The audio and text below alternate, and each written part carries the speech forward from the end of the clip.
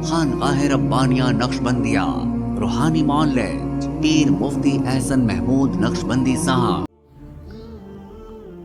بسم اللہ الرحمن الرحیم۔ محترم سامعین و ناظرین، آپ کو عید الفطر کے حوالے سے دو اہم باتیں بتانی ہیں۔ ہمارے معاشرے میں دو ایسی رسومات اور ایسی خرافات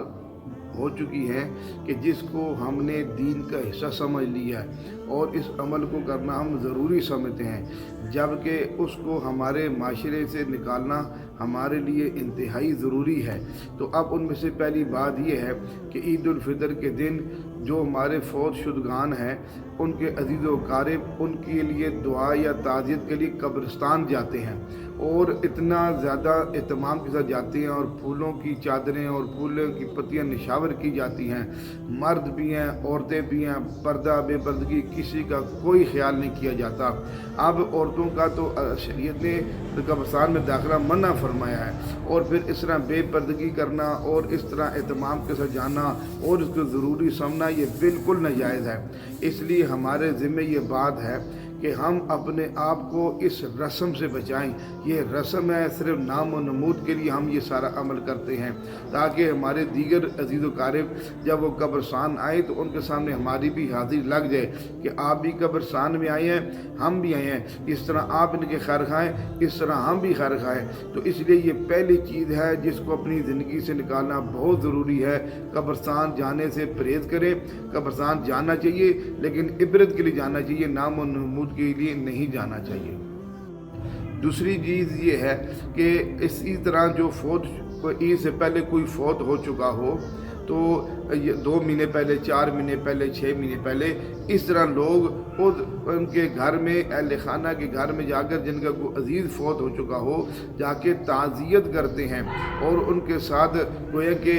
تعزیتی ماحول اختیار کرتے ہیں۔ حالانکہ ایسی ضرورت کے گھر جانا بہت اچھی بات ہے، ہمیں جانا چاہیے، اس کا اہتمام کرنا چاہیے، لیکن اب اس نیت سے جانا کہ یہ ان کے گھر میں فوت شدہ پر پہلی عید ہے اس لیے ہم جا رہے ہیں، اور یہ باقاعدہ یہ بات کہی جاتی ہے کہ ان کے اوپر پہلی عید ہے اس لیے ہم جا رہے ہیں۔ یاد رکھیے شریعت نے 3 دن سے زیادہ تعزیت کو ناجائز قرار دیا ہے، اور اسی طرح ہمارے ذمہ یہ ہے کہ ہم اس رسم کو ختم کریں۔ یہ بھی رسم ہے، کوئی دین کا ایسا نہیں ہے،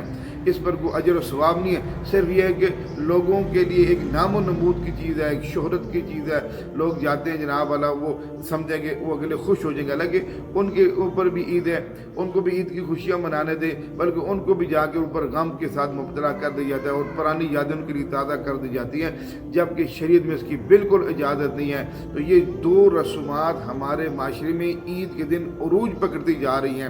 اس لیے ہمارے ذمہ یہ ہے کہ ہم حضور پاک صلی اللہ علیہ وسلم کی سنت زندگی کے اوپر ہم خود بھی آئیں اور پوری دنیا کو اوپر ایسی محنت کریں کہ آپ صلی اللہ علیہ وسلم کی پاکیزہ زندگی زندہ ہو جائے، اور رسومات اور بدعات کو ختم کرنے کی اپنی ذات سے ابتدا کریں تاکہ ان کو ختم کرے، ہمارا معاشرہ رسومات اور بدعات سے پاک ہو۔ اللہ پاک کی بارگاہ میں دعائیں کہ اللہ جل شانہ مجھے آپ کو عمل کی توفیق نصیب۔